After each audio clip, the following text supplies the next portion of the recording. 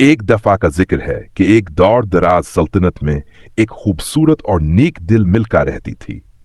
सर्दियों की एक सुहानी सुबह वो अपने महल की खिड़की के पास सलाई कर रही थी। अचानक उसकी अंगुली में सुई चुभ गई और 3 कतरे खून बर्फ पर गिर गए। बर्फ की सफेदी पर खून के सरख धब्बे बहुत खूबसूरत लगे। मलका ने दुआ की, काश मेरी एक बेटी हो जिसकी जल्द बर्फ जैसी सफेद, होंठ सरख गुलाब की तरह और बाल काले सियाह हों। चंद माह बाद मिल्का की यह ख्वाहिश पूरी हुई और एक नहायत खूबसूरत बच्ची पैदा हुई जिसका नाम स्नोफ वाइट रखा गया। मगर अफसोस कि मां की मोहब्बत भरी आंखें ज्यादा देर अपनी बेटी को ना देख सकें क्योंकि मिल्का का इंतकाल हो गया। कुछ वक्त बाद बादशाह ने दूसरी शादी कर ली।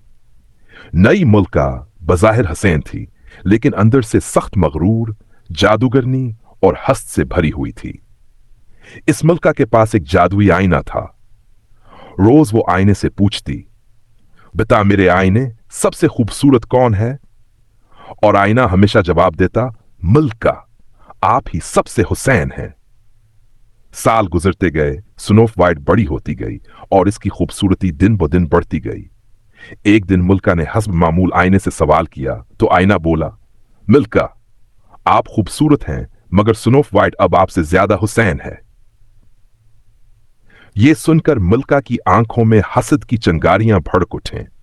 वो स्नोफ वाइट को अपनी राह की रुकावट समझने लगी। उसने महल के शिकारी को हुक्म दिया कि वो लड़की को जंगल में ले जाए और वहीं मार डाले। शिकारी ने स्नोफ वाइट को जंगल में ले जाकर खंजर निकाला, लेकिन उसकी मासूमियत और नरमी देखकर उसका दिल पसीज गया। उसने स्नोफ वाइट को आजाद कर दिया और कहा, बेटी, भाग जाओ और कभी वापस ना आना वरना मिल्का तुम्हें मार डालेगी। स्नोफ वाइट जंगल में भागती रही यहां तक कि वो थक कर गिर पड़ी। अचानक इसकी नजर एक नन्हे से खूबसूरत घर पर पड़ी।